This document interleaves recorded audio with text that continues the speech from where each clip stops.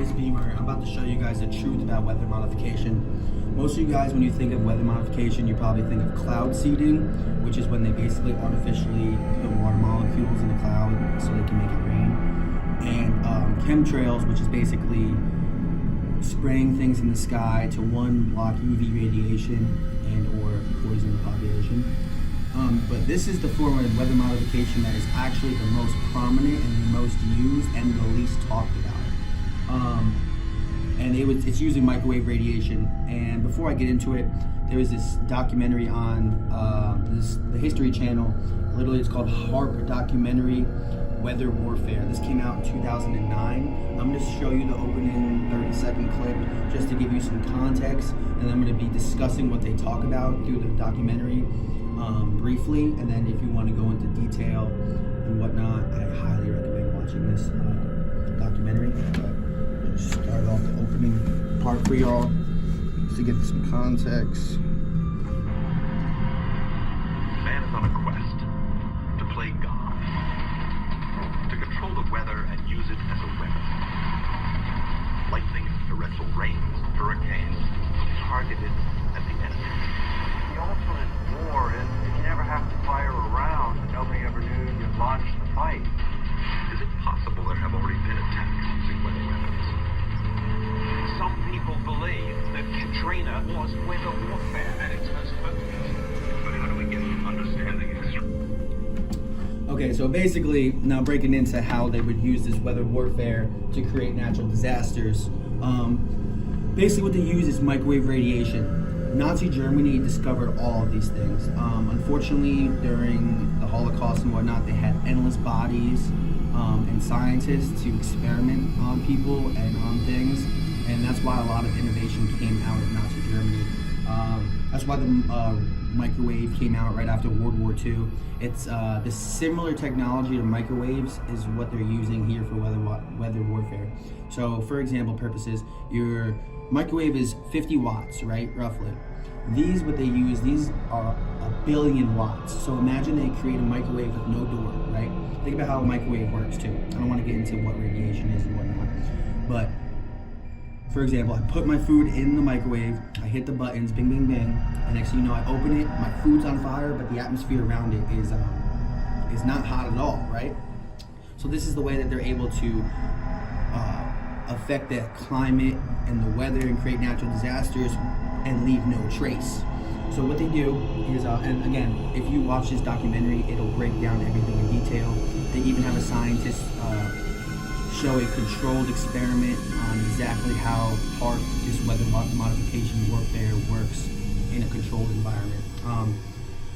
So basically what they do is they have this 1 billion watt microwave, they aim it up at the atmosphere. Basically it just looks like a bunch of telephone poles all close to each other. And when they shoot it up, it goes through the atmosphere, it hits that ionosphere. I don't know why it can't pass through it. I don't know, I'm guessing just the properties of the ionosphere is what they claim.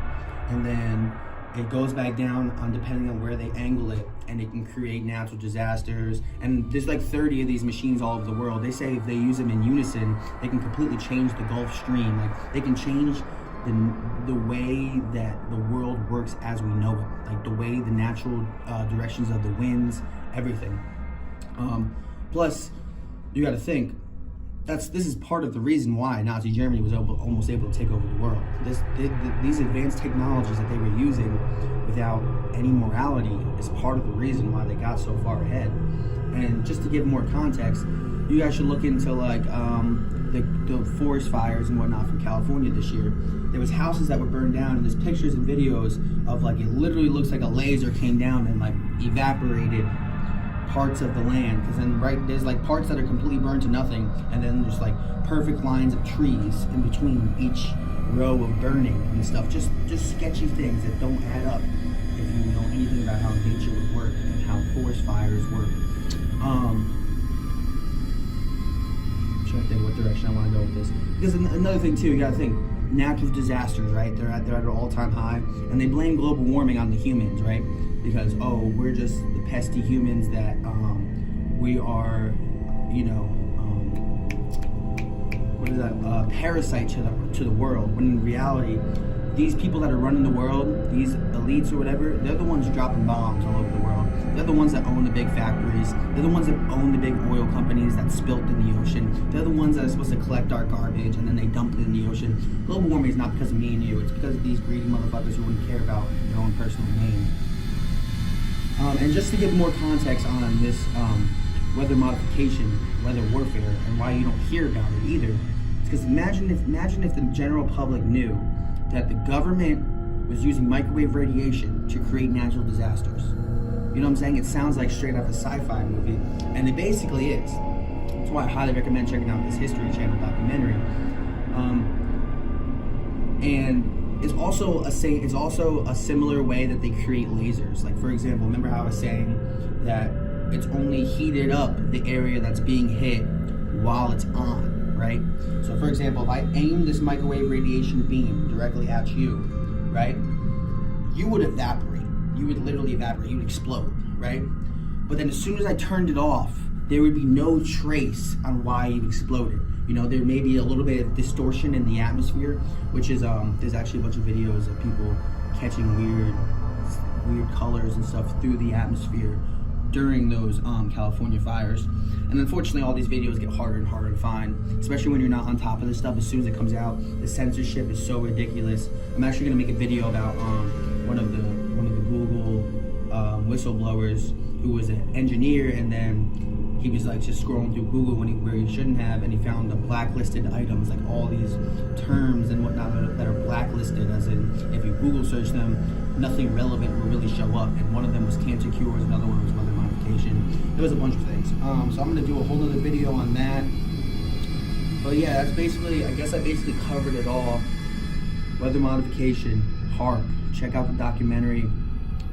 It's not just cloud seeding, it's not just chemtrails. Not to mention, I don't even want to get into chemtrails and cloud seeding. Like I said, why is there droughts all over the world when we can literally artificially inseminate clouds with water? Artificially inseminate. we can literally fill clouds with water and make it rain, you know? And then there's stuff with chemtrails. I don't want to go into like Bill Gates. There's a reason why he stepped down from Microsoft and he's not worried about that no more. There's a reason why he just accumulated the most farmland in all of the United States. There's a reason why he wants to block out the sun. But that's another video. I hope I covered everything for y'all. If you got any questions, go crazy in the comments. And yeah, see y'all next time.